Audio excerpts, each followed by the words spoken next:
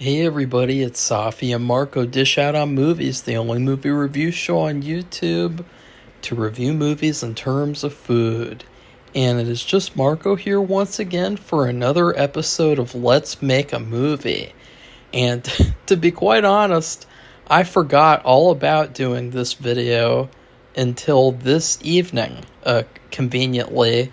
And I just got really in the mood to record this. I'm really in the mood to just kind of do a little reflection on the month of July because this month was just, it wasn't like last year, where I was on a creative roll. Last year, the Beat Sheet Queen, she was, basically holding my movie hostage. And then I was like, no, I'm not going to let this happen, and I'm going to start taking back control. And I shot with all these people, and I did a really, really kick-ass job with those sequences. I mean, I think that, I just need to focus on, and when it comes to shoots, I need to focus on getting into what I call a creative rhythm and flow. Because when I do, I work really fast, I work really efficiently, and, nobody has any problem. It's only when I start questioning and being like, oh, well, maybe I shouldn't do this and maybe I shouldn't do that. That's when it gets not as good. But then I still am able to get something at least. But I am going to talk about what I did throughout the month of July in regards to making movies, short films, a fan series, and yeah. For starters, I wanted to talk about, I made a to-do list for July. I made a shoot list. I had, let's see, I have the picture up right now. Oh wait, no I don't, it went away. It went away, oh no. Where is it? No, that's not, no. Okay, here it is. Let's see, 1, 2, 3, 4, 5, 6, 7, 8. So I had 8 shoots that I wanted to accomplish, and I ended up doing 1, 2, 3, 4, 5. Oh wait, look, 9. So 5 out of 9. And that's not that bad. I think that the first half of the month, what happened was I set out to do all the stuff. And I was like, I'm going to do all this stuff. And then all of a sudden, I got another fissure. And I talked about this earlier in the month. And so I was recovering from that for a couple of weeks.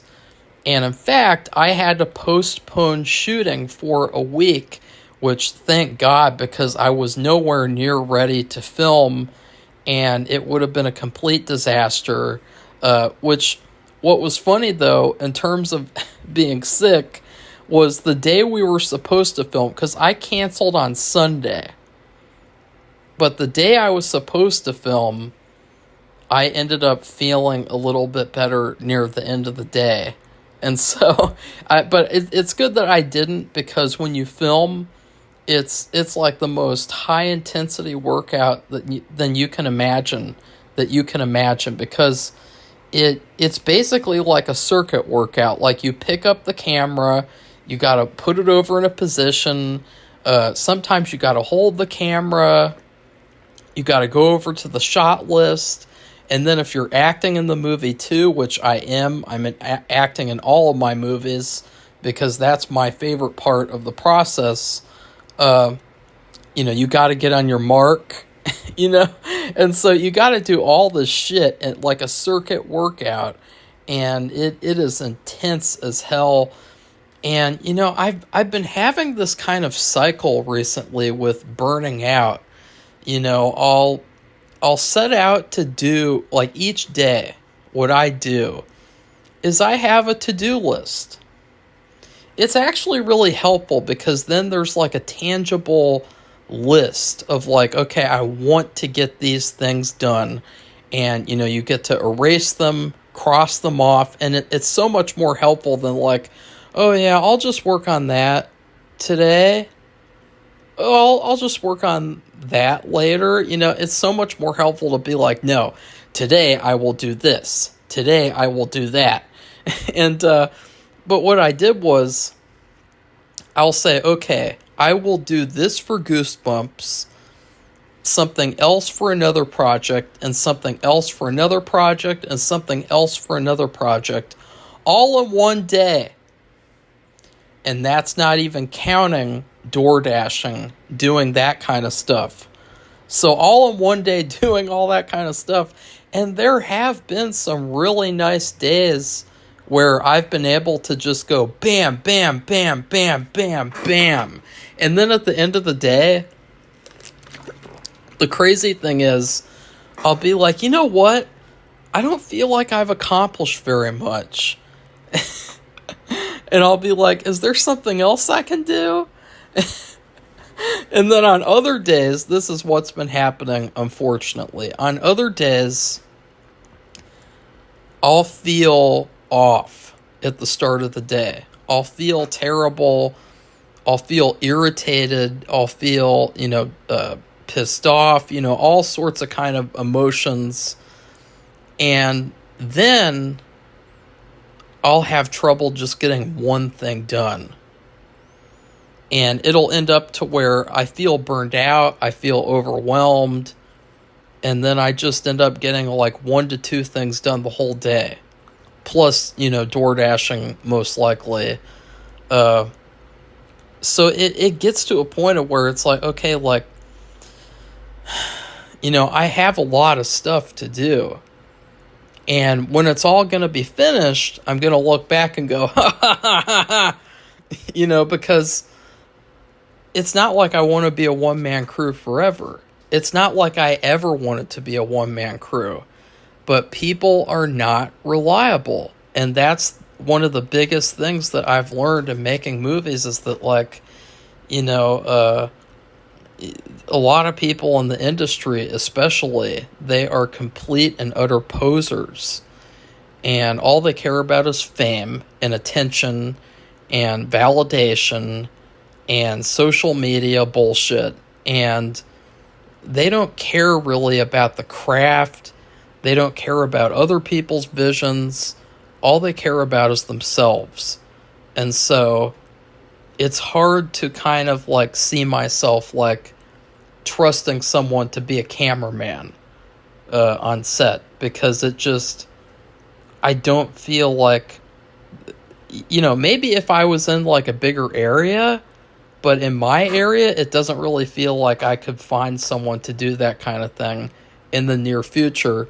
But at the end of this, I'm going to look back and say, hey, I completed all this stuff as a one-man crew. And if I can do it, so can anyone else.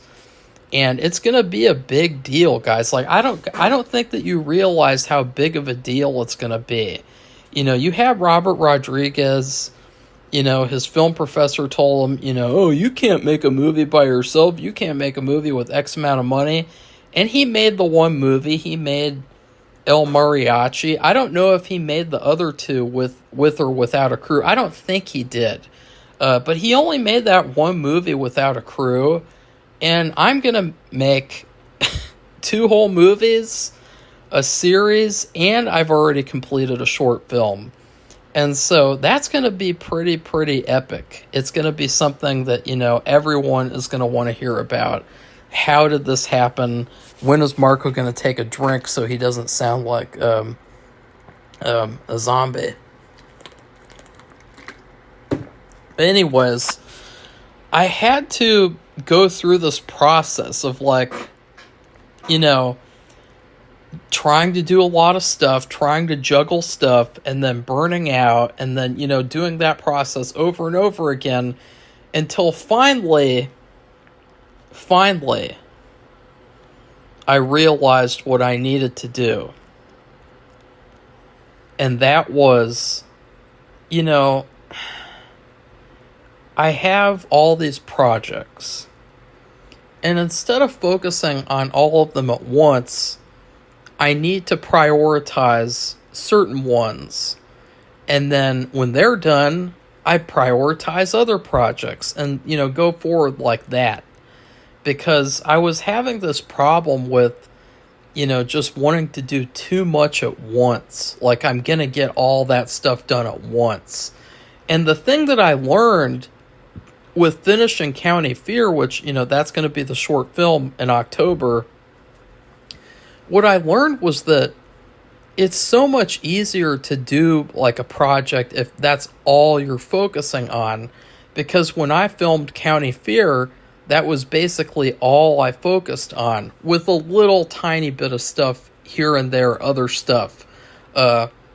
So that's kind of like the lesson that I took from that. So it was very good, actually, that I, did County Fear, because it taught me, like, hey, like, instead of, like, jumping all over the place like an octopus, which I made the picture of myself as an octopus, but instead of doing that, say, hey, like, I've got these two projects which I am going to prioritize. People Pleaser, which is a vampire movie, and it is also, it's kind of a companion piece to Drimp. And then also I'm going to prioritize finishing County Fear, obviously, because that's already finished filming. So, it would be smart to get that out of the way. And already, I'm feeling a lot better in terms of that. I'm feeling a lot less stressed in terms of that stuff. And it's been very helpful to do that. I've only been, doing that for the past, like, day or so. But I've already noticed a bit of a difference. And I think just managing expectations and being like, hey, like, maybe I won't get this and that done today, but at least I've gotten this stuff done. And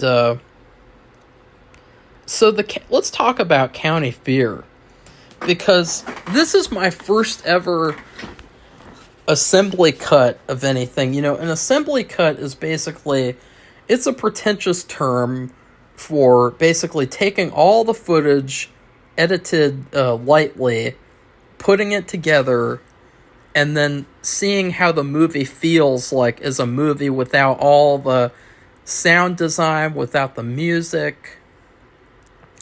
And it was surprising to me because I didn't know how long the movie would be. I thought, the script was 25 to 27 pages. It was not that long. The longest part was actually the ending, which, that's fun. But it was surprising because the movie turned out to be 38 minutes long. And on the outside of things, like, before I even watched the assembly cut myself, I was thinking, this is a problem, because I didn't want it to be 38 minutes long. It felt like, okay, there's certain parts where I improvised, and I did a lot of, like, adding extra stuff to make it feel more like in the spirit of how I wanted it to feel.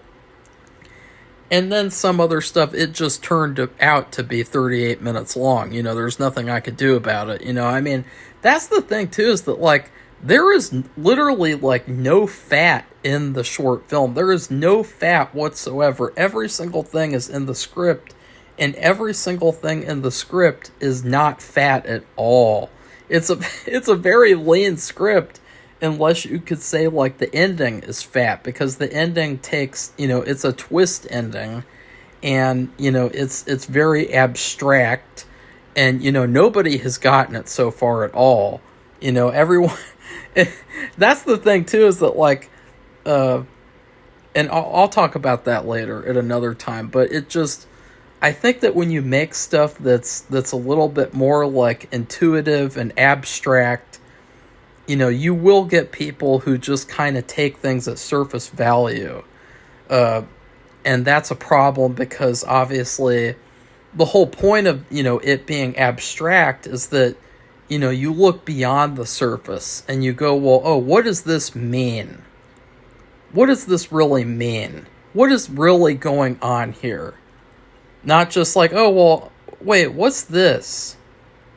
That. So yeah, I think that that's been a bit of an experience, but it's been really interesting too because, as I said, like I had never had like a full cut of anything before, so it was interesting to see how that would feel to people because obviously, like, I don't want to just make movies so they sit on my phone. I want to make movies so that people watch them and pay for them and, say what they think about it, if they liked it or didn't like it. Which I really don't care if people like it or don't because, I think I've gotten to the point. I watched the assembly cut, and honestly, it just feels so good to have gotten something done. And I feel like nowadays there's so many movies that come out and they're not the vision. They're not the vision that the artist intended. There's all the stuff that gets cut out. You saw with Fantastic Four, they cut out like 30 to 40 minutes of the movie, and it shows. I mean, the movie suffered because of that. It was very underdeveloped. And I've just gotten to the point where I'm like, you know what? If people like it, they're going to like it. And if people don't, they're not. I'm not going to cut my movie down to appease low IQ retards, who can't handle, because that's the thing, too. When I watched the movie, I was surprised because it really didn't feel as long as it was. And it felt like, you know what? It's all about the context of how I frame the movie because, a short movie can be, any length up to like, 50 minutes to 60 minutes and then it becomes a feature. But I was thinking too, when I make my Goosebumps fan series, it's going to be like 30 to 45 to 55 minutes an episode. And so, 38 minutes is basically like a TV episode. It's like a short TV episode. So if I frame it like that, or if I at least keep that in mind, it actually feels a lot better.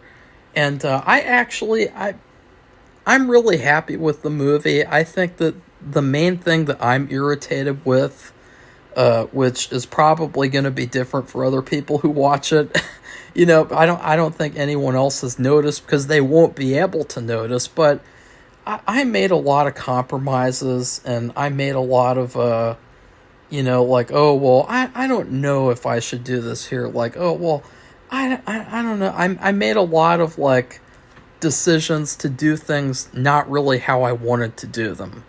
And then there were other instances, again, with scheduling. So, like, the biggest sequence that I think could be improved for, the feature film adaptation when I make that, is there's a long dialogue scene with me acting in it. And I shot this scene in 3 different days at 3 different times. And you can really feel it from all the different camera angles. And it just feels very fragmented. And so I didn't like that. And then there were a lot of just little instances like of where, I had these other people and they kind of, they would kind of assert themselves into the movie and they would do it like every single turn. And so there were a lot of instances where I was just so tired, or I would just, I don't know why I did it, but I would just say, oh, let's just do that. And, it's like, that's the thing that I've had to learn too, is that when you make a movie, you have to, be confident about the movie. You have to be in charge of the movie. You can't just be like, oh, this is a group project. This is like in middle school. It's not a group project. Even when you finish it, you have to be confident about, the art that you make. You can't be like, oh, well, maybe it could have been better. Maybe. You have to be very confident about it because no matter what, like, people aren't going to respect someone who isn't confident. People aren't going to respect someone who's humble and says like, oh, well, that could have been better. They're not going to respect that. They're going to see that as like, oh, well, see, I'm right. See, your movie's complete trash. And so watching the assembly cut, I ended up coming up with about 100 things that I need to fix.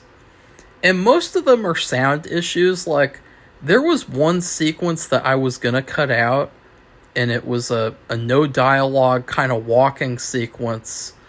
And I just didn't like how I filmed it. I didn't like how I edited it either. But all I'm going to do is just re-edit it, because I don't want it to be shorter. If anything, I might increase the length a little bit, because I might shoot one extra shot or two. There's a part in the movie where it gets very abstract, and I want to kind of alter that part a little bit. So that was a little bit longer than I intended to. Sorry about talking about County Fear's assembly cut for so long, but yeah, it was an interesting experience watching like a cut of something that I've made, because what I do is I edit all these sequences by themselves. So I'm not seeing how they all fit together until I see them fit together in an edit and an assembly cut. So I think that's another thing that's frustrating, is that when I saw the movie, really the only big things that I didn't like were these changes that I let other people make. And the big takeaway that I took from it is to not let other people, suggest anything. I've gotten so open with people that I work with, because I'm so cautious about coming off as, creepy or mean or difficult or all these things, because when you're being a director, it's not really important, to make a movie. It's more important just, you don't get sued for some bullshit reason. And so, but I've gotten so open to the point of where, I've let people get a little bit too big in the head. And that really has come to bite me in the you-know-what in the past 2 months. And what really is, bad about it is, and this could apply to anyone.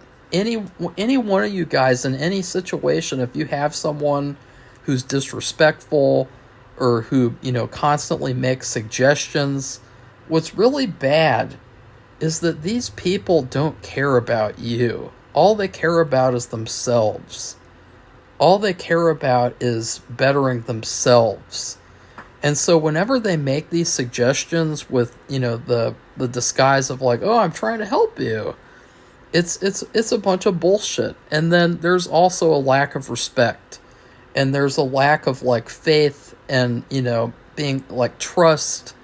I think the lack of trust is a big, big problem. And see, but the remedy to all this stuff is just for the leader, which is me, to just say, fuck you, you're not going to suggest anything on my set. And if you do, oh yeah, we can try it for one take, and then fuck off. And I know that sounds mean, but it's a big waste of time. It's a big waste of energy and effort and resources. So anyways, speaking of resources, speaking of all that, I ended up prepping for the shoot that I did, and I'm going to talk about how the disrespect came to, it boiled over this month with another person that I worked with. Last month, there was this guy that I used to work with, and he had an outburst, and he got so big in the head that he thought that he could just have an hour-long temper tantrum on my set, make my other actress cry, and just basically assert himself so that he could have some sort of a power play. And so I got rid of him.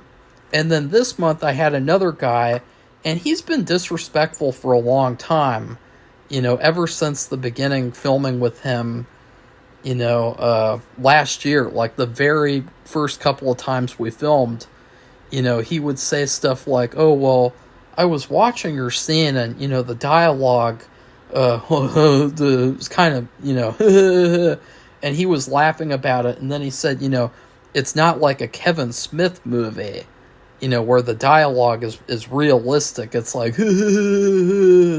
and so this guy was disrespectful from the very beginning, and he really, really did it this month. And it's unfortunate because I'm down my main top 3 close collaborators because all 3 of them turned out to have big character flaws. And the problem is that when you have a character flaw, it kind of hurts the work. Like I probably have a character flaw or two, but the thing is that I don't let it get into the work.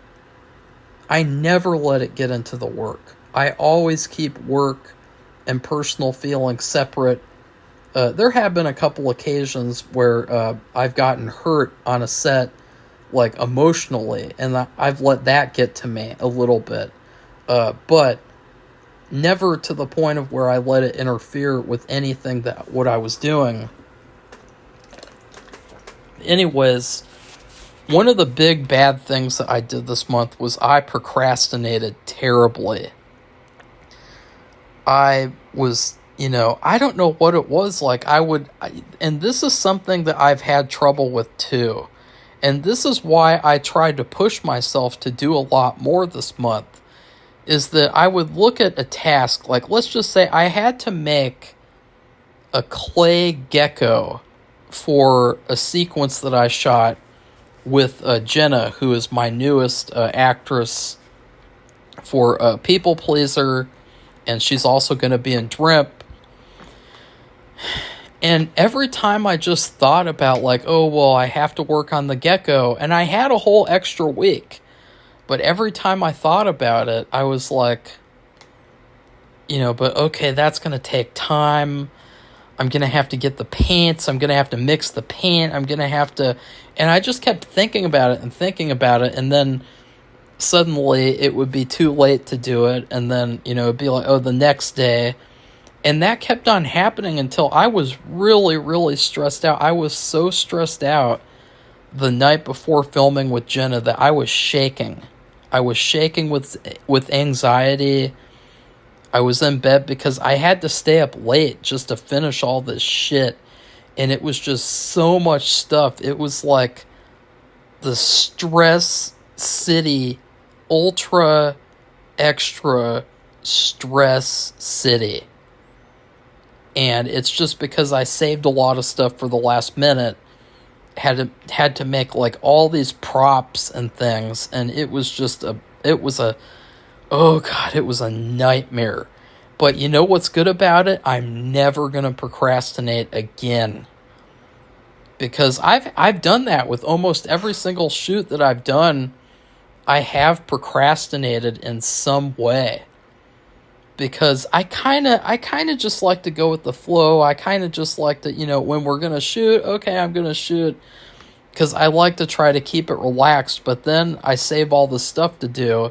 And it's procrastinating, and and then I get really stressed out, and I was shaking. I was shaking in my bed before I was going to sleep. It was horrible. It was like, ugh. It was so bad. Ugh. I don't even want to talk about what it was like. What made it worse, and this is something that I really don't like, and it's something that I've been having an issue with, and I'm going to have to figure it out. I'm going to have to make sure that I never do this again. But I really, really don't like when I film with someone without even knowing them at all, without even ever meeting them before. I really, really don't like that, because to me, there's a level of discomfort, and there's a level of like, okay, I don't know this person, they don't know me. And so with Jenna, she showed up at like 5 o'clock in the evening, but I didn't want to suggest meeting up or anything, because I don't know, like I didn't want to. And so I really, really didn't like that, though, because the next morning, guess what we had to do? We had to go to the hotel, pick her up, and we had to sit in the car together and drive all the way to West Milton, which was 40 whole minutes plus with a stranger. And to me, I did meet her in a video call one time, but to me, I would feel so much more comfortable if I could meet someone ahead of time, like the prior evening, and have like dinner with them, talk over the script, etc., etc. Because I'll say, like, my best all-time shoot, or actually, no, it's not my best. Second best is the very first shoot that I shot with actors, which was Betty Spaghetti and Hannah Banana, which was last year in February. And what we did was I met them the night before. They came over to my place, and we had Papa John's pizza together. And it was just really nice and really chill because I got to know them. And because I had to show up at their motel at 5 o'clock in the morning to help do their makeup, to get ready for a morning shoot. And so, it's good to meet actors ahead of time. But, that evening I was so stressed out. I was like, I was basically having a panic situation. And what I did was I went to the pool because I think it was also allergies. I had like allergy issues because my room, there's something wrong with my room. Ever since I moved to this apartment, I've had horrible allergies on and off. And it always happens when I'm in this fucking room. When I was shooting County Fear and I was at the park all day long, I never had any issues at all. But when I'm in this room, I have horrible allergies sometimes. And so I went to the pool because I was like, okay, I'll go to the pool and I'll calm down. I'll relax and, just stay calm and not think about, stress and how I'm not meeting the actress, the day before for some reason. And I think there's also like a level of like impersonal feeling to it. Like, oh, well, we're not going to be in the same room until the day of the shoot and stuff like that. Like, there's a level of like elitism. Am I saying that? I'm saying that right, but it doesn't sound right. It sounds stupid. It's elitism. Because, like, I'm not above them. They're not above me. We're on the same level. So I would highly suggest if you work with actors, you need to meet them ahead of time, if you can. Because there needs to be a relationship that's formed, where you trust one another and that, the other person is cool and how they are, so that you can kind of prepare yourself for filming. But I go to the pool and there are people there, unfortunately. It is a community pool, and sometimes people are there who cause a problem. They cause a scene. And this time there was a 40-year-old guy, his, like, I would say like 8-year-old son, and then he had a friend who was with them in the pool too, and then there was a wife and then another woman. And so what happened was this dad, and this was really disturbing, guys. This was really, really scary. And it was scary, too, because I was writing Dead House, and it all centers... Well, never mind. I'm not going to spoil that, but there's some, holiday shenanigans and, kind of awkward parent-child shenanigans, but not anywhere near to the level of this. This father was picking up his son, and he was drowning him in the pool. He was submerging him in the pool, And then he would submerge himself in the pool too. It was really, really creepy. He would pick up his screaming son, and then he'd shove him down under the water, and then he'd go down too. It's like, oh, I'm gonna kill you, and I'm gonna kill myself as well. That's like what it felt like. And he would chase his son around. His son's like, I don't want to be in the water. I don't want to be in the water. I don't want to be in the water. He was screaming for help, and his dad was like terrorizing him. And it wasn't in like a old school, like, oh, this is just like a rough play session. And I know that sounds creepy too, but like, it was seriously messed up. And he was, purposefully terrorizing his son, drowning him, submerging him. It was really, really creepy. And he was doing this for an hour, non-stop. And he was doing other things, like he was picking up the son and he was flipping him over his shoulders. Like a wrestling move, like a WWE move. Like, he was picking the kid up and he was flipping him over his back into the water. Like they're wrestling in the pool. It's like, what the fuck are you doing to your son? And if this is the kind of stuff you do in public, what kind of stuff do you do to him at home? Wink, wink. Because then him and this other guy, and this was what was disturbing too, this guy's wife and the other woman, they pointed their chairs away from this guy and his son. Like they're ignoring, like they're, like turning a blind eye. That's how bad it was.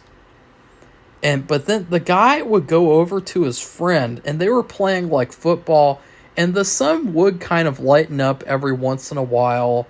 They would play catch with the football, but there were these really weird moments where the dad would go up to this friend, and he would, I know in football, it can be perceived as kind of gay, because you've got your hands all over another man. But he would put his arms around the guy from behind, and he would have his arms in that same position for, I would say, over 10 whole minutes. And I don't know what was going on there. There was definitely some action going on there, but it was very bizarre, and it was clear that this dad was doing all this stuff for his own satisfaction. That's how creepy it was. And then the creepiest part was then the grandmother came over, the grandmother who's like 90 years old. And the mom goes up to the dad in the pool. And this is when the kid gets out. And the mom says, behave yourself. Because she's coming. Like, behave yourself. In other words, don't do what you were doing for the last hour in front of her. Because, we don't want to reveal what you like to do to grandma. That's the vibe that it was. And so then the grandmother comes down, and this is so creepy to watch too, because it's really bad. But the grandmother comes over to the little boy, and she says happy birthday, and she gives him a present. And this is when I realized this is this kid's birthday. This is his birthday party. He's got no friends. He's got his father and his father's friend. And the father is drowning him in the pool and torturing him in the pool, flipping him over his back like it's WWE. He's this fucking fat lard ass fuck, and he thinks he's going to be in the WWE. And that was like a little horror story right there. That was like a little horror short story. And the whole time, I was trying so hard not to do anything and not to say anything, because I was just sitting back like, what the hell is going on here? I was the only other person at the pool. I was the only other person.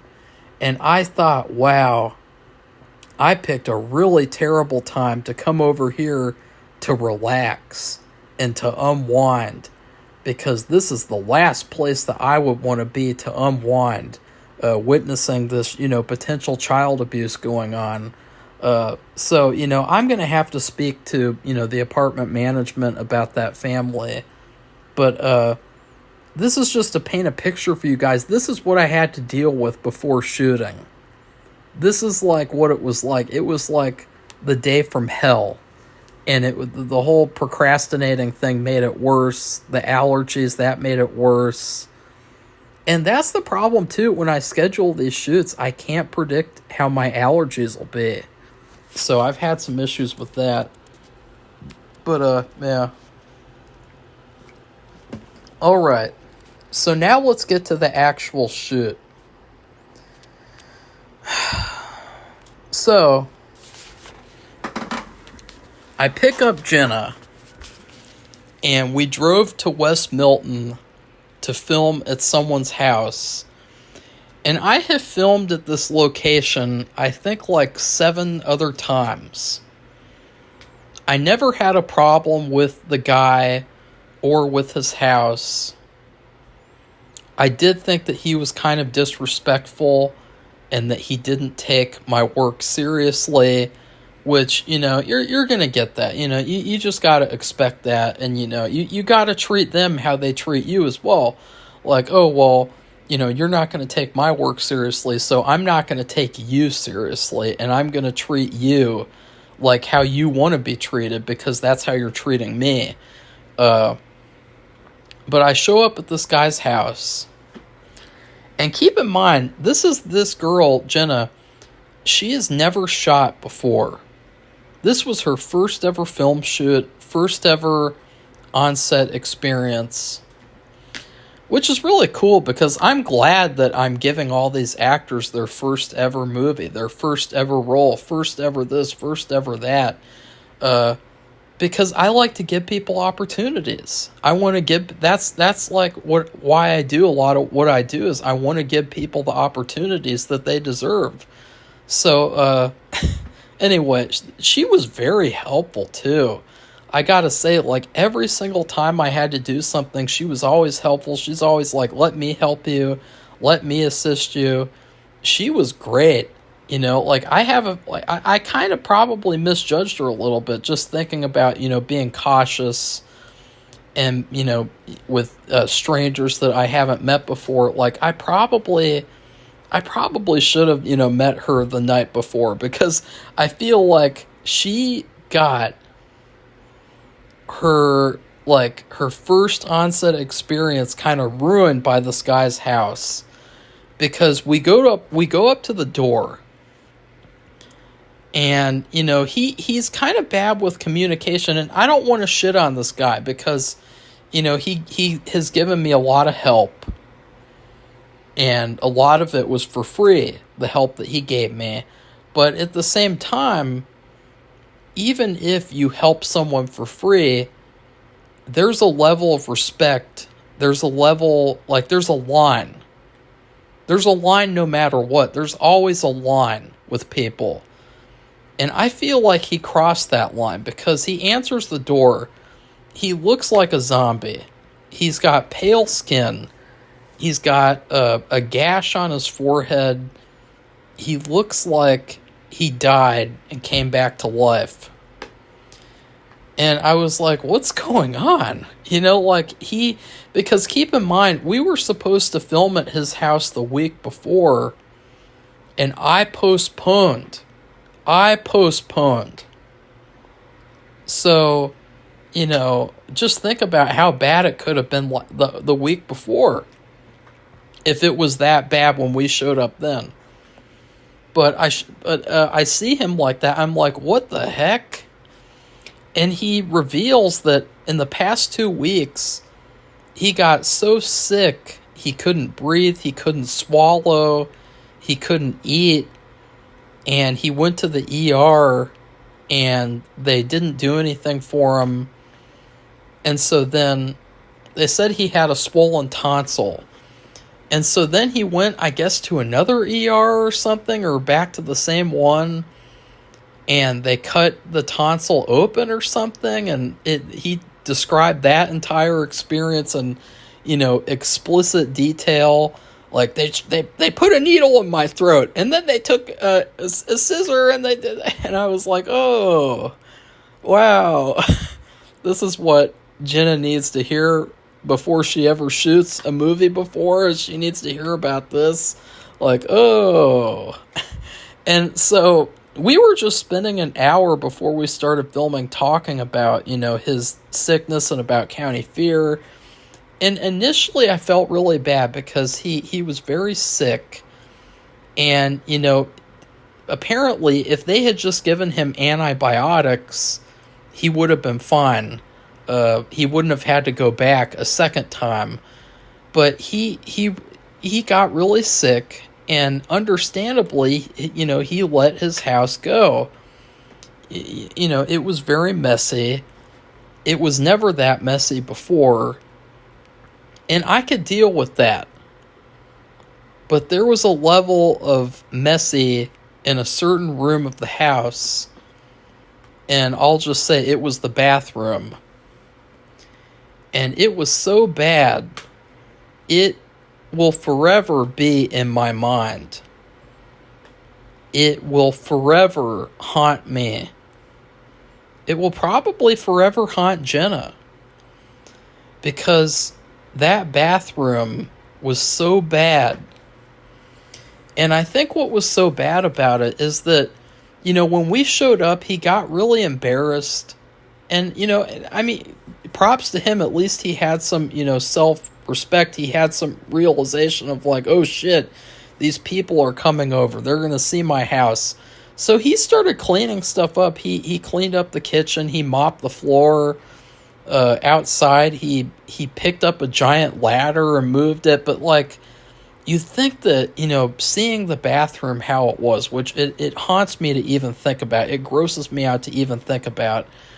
You'd think that, you just take the time to clean that up real quickly. Like, hey, guys, I got to clean up the bathroom. It's real nasty in there. Sorry. I know I should. And this is the key of what really, really upset me.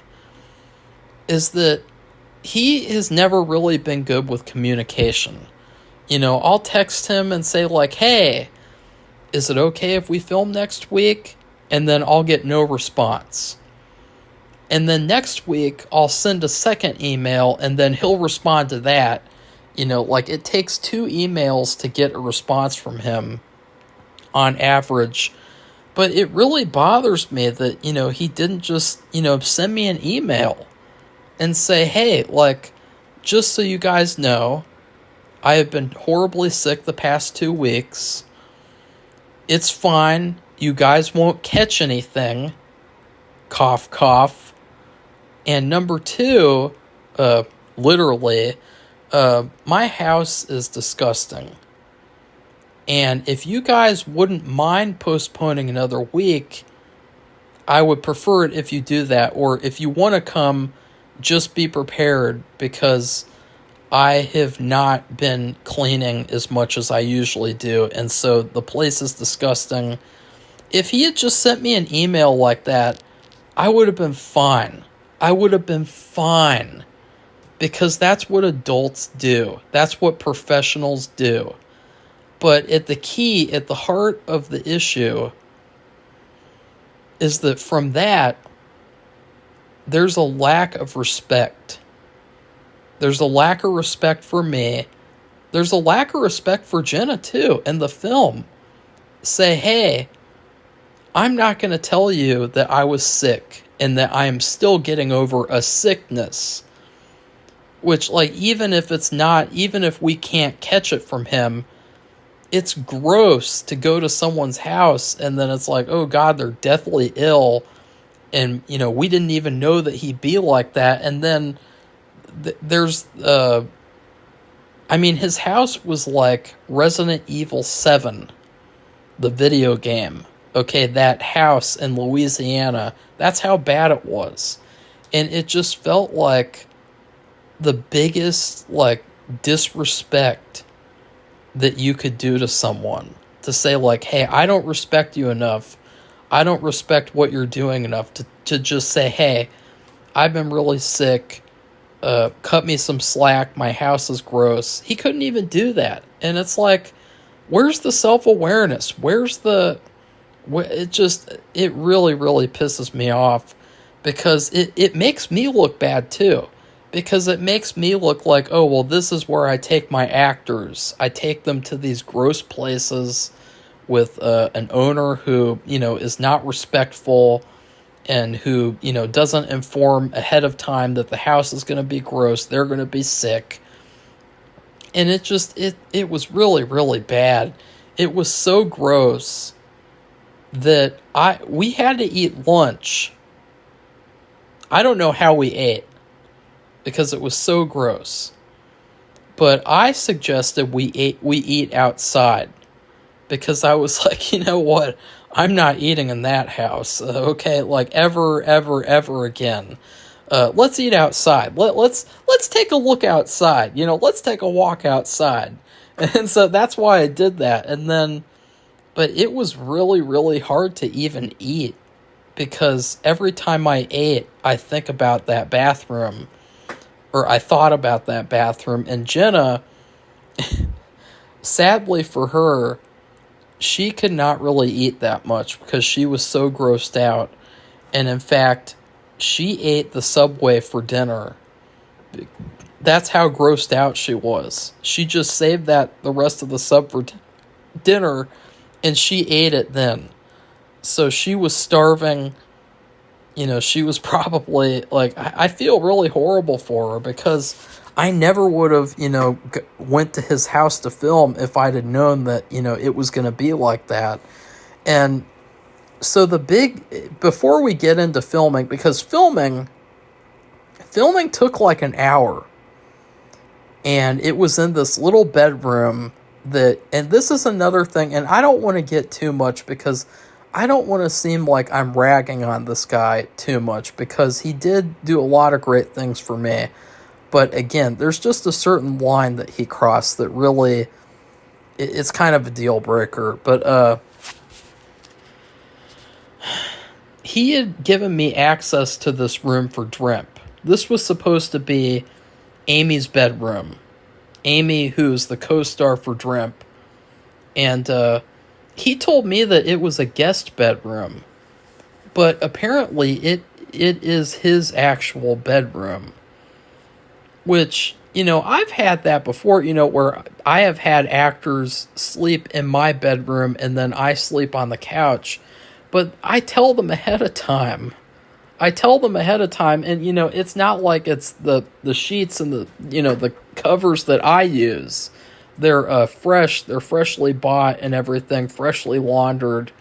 But he never revealed that it wasn't a guest bedroom until that day that we were filming. Which just, again, it made it feel that much more gross. But he did take the time to change the sheets, the pillows, and everything. And this is another thing, too. When I asked him about that, he seemed kind of irritated that I was asking him. Like, he seemed kind of irritated that I was concerned about, my actress, putting her head on a stranger's pillow. If it wasn't a fresh pillow. Because, like, I thought it was a guest bedroom. I didn't know it wasn't. So, it was terrible, guys. It was a terrible, terrible filming experience there, except for the actual filming. Because what I did was I said, this is a closed set. We're going to film in this room by ourselves. Bye-bye. And filming was pretty damn easy. It was fun. It took like 2 seconds. And, she was so much better than the people I've recently worked with, because she trusted me. She's not like, Savvy's fun to work with, but, she has that director's mindset that is a problem for me. And, I thought, this is going to be my first big test as a director. I'm going to have to put my foot down and not let people tell me what to do and make these suggestions and change what I'm doing and, ruin my vision. And so I thought I was going to have to like fight with her a lot, but I didn't have to fight with her at all. She was very amenable to, every single shot. She never questioned me. She never, acted like I was doing anything wrong for shooting the script that she signed up for. She was great to work with. And so, yeah. Anyways,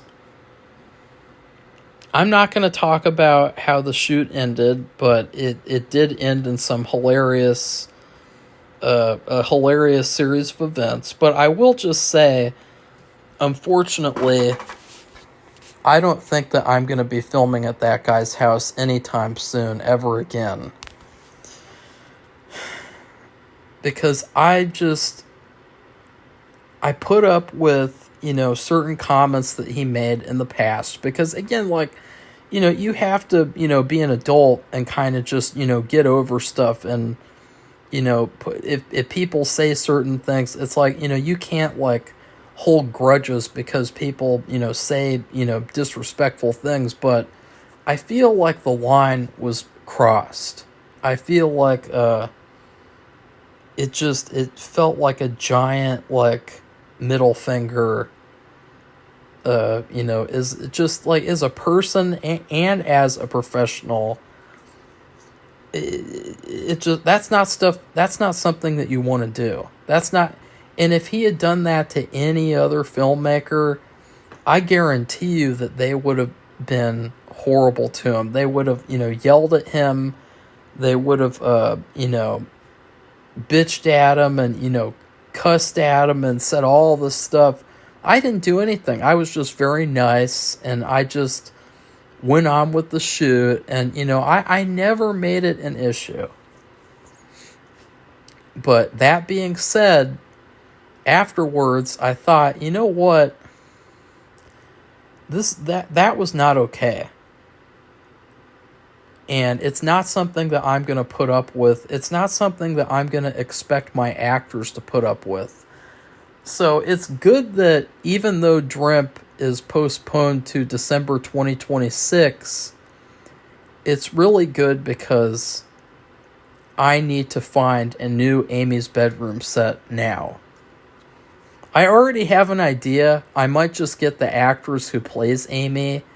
I might just get her to let me use her bedroom as the set, because that would make things a lot easier, because then I could just shoot with her and, I would already know her and have worked with her, so I won't have to worry about filming in a stranger's house and worrying about, like, how are they going to be? Are they going to be like a zombie, or is their house going to be like Resident Evil 7? So anyways, then, so keep in mind, this first shoot, it took from getting there, which was 10 a.m., all the way until 3 to 4 p.m. So we didn't get started shooting the second sequence until like 5:30. So it was pretty damn late. And we were both really worn out from, dealing with that house. And the guy's also very talkative. So we were it was like the energy was sucked out of our bodies from dealing with that experience. It was not fun. It was like, wow, like, I don't know. I don't know what to say. It's one of those things. And another thing is that whole day, I really fucked myself over physically. I didn't have a snack. I didn't drink enough water. I didn't take any breaks. I extended myself way too much, and I burned out, and just horrible how I treated my body that day. And I really paid for it. The next couple of days, I had a horrible IBS flare up. I had a horrible, time recovering from that shoot, because what I wanted to do was I just wanted to get that second scene done. I wanted to rush, get it done as quickly as possible. And I only took like 2 to 3 hours. Like, I think I still have the time. Let's see. 6:45 is when we ended. And okay, 4:16. Okay, sorry. We started at 4:16.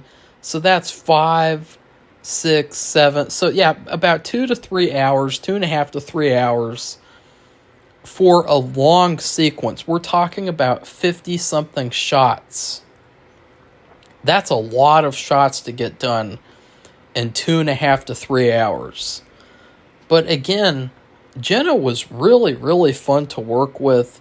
The only issue that I had with her, and I told her about this too, and, I'm really open about this stuff, and, I hope that people don't mind, but I feel a lot more comfortable being open so that you guys don't think that I have any secrets, that like, oh, I'm doing something horrible behind the scenes.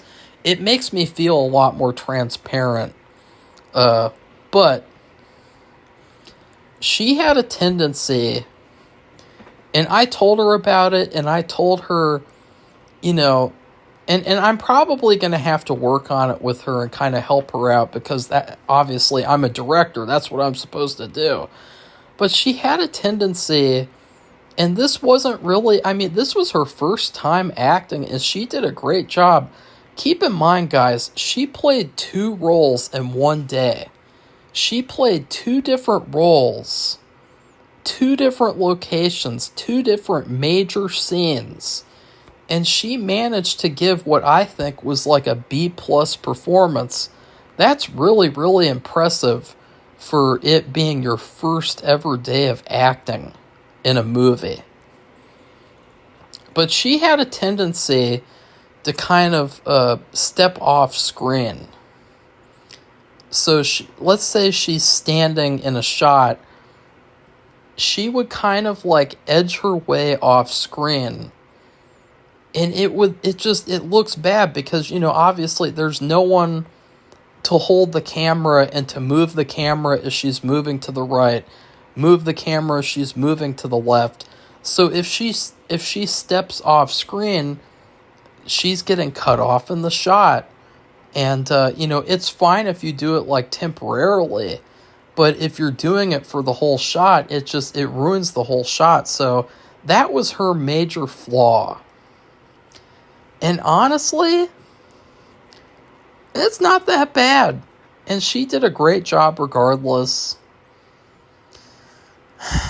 And I think that, honestly, I'm so glad that I ended up going with her. And I ended up recasting that character again, which this character I shot with another actress in November. She was horrible. And then I shot with another actress before her. She was horrible too. She was from California, so it cost over thousands of dollars to get her here just to film these scenes. So, I'm really glad how things are turning out. I think just the big thing has been, it's really strange because the last couple of months, I have lost my top 3 collaborators. So it's kind of felt like a new beginning. It's kind of felt like a restart, a refresh, a new page, a new chapter, because now I've got to find new people, and I've got to work with other people that I've wanted to work with. And I've got to, see if I can have them be my top collaborators, and we'll see what happens. But I think the big thing has just been scaling back and, still doing what I want to do, but doing it smartly. Doing it very, very smartly. Not just throwing shit at the wall, not just, doing, 1,000 things in one day, but just doing it smartly. And yeah, I'm really excited to get stuff done this month. I think that it's going to be a very productive month. And even though I am prioritizing people pleaser and county fair, I might also do a couple of things for Drimp here and there and with Goosebumps. And so anyways, please like this video and comment and tell me what you think. I know that this video is like a stream of consciousness, and I really don't care. That's kind of the fun thing about these vlogs, is that they're not scripted. This is just raw. It's raw and real, and you're getting my honest account of what happened, and you're getting the full picture, even though there are some things I'll keep private, like there was a really funny thing that happened at the end of the shoot at the guy's house. And it was sort of like a comedy movie. It was sort of like a comedy movie mixed with like a spy thriller. And I don't even want to say, but it was really hilarious. And he probably wouldn't get mad if I talked about it either. But like, yeah. But yeah, like, I'm down 3 collaborators because, yeah, I'm just not gonna put up with this type of bullshit anymore. Like, I think that's another thing I've had to, come to terms with too. I've been really lenient with people because I'm not paying the majority of them. If I am, I'm a little bit less lenient, but if I'm not, I've been so free with people, and I think I've been too lenient. I think I've been too nice.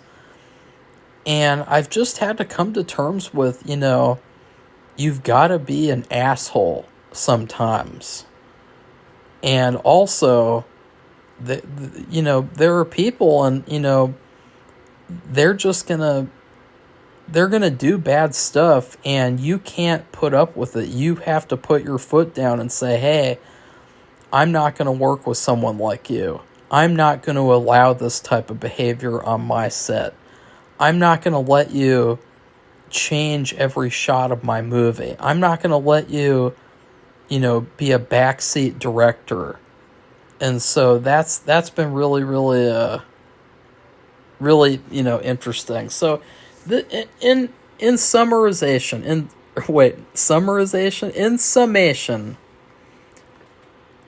during this month, I have burned out, procrastinated. I've been stressed through the roof. And yet, at the end of this month, this is 11:59, it is almost August as we speak. I'm actually really glad that I went through all that I went through this month, because I learned a lot of very important lessons, and I am so excited to, work better, have more fun working, have more fun doing what I love to do, rather than just making the same mistakes over and over again, and working with people who, don't respect me and have outbursts on set and have a gross house, and then, just kind of act like, oh, it's no big deal, and don't inform me ahead of time, and have people who, try to change my actual movie, change my story, change the character, change this, change that, change this, change that. I'm done with that. I'm done. And so guess what, guys? You're going to see these movies. You're going to see these things come out in 2 seconds. Because what I'm doing is I'm shifting. So I'm going to get into the creative flow, not only when I'm on set, but every single day. And when I get into the creative flow, that's when I get things done very fast. So get ready and watch out. And then please subscribe to our channel if you'd like to see more honest podcasts like this, videos like this, talking about indie filmmaking in an honest way. Because that's the thing too, a lot of people can't stand how honest I am. And you know what I say? I don't care. So goodbye, everybody. See you soon.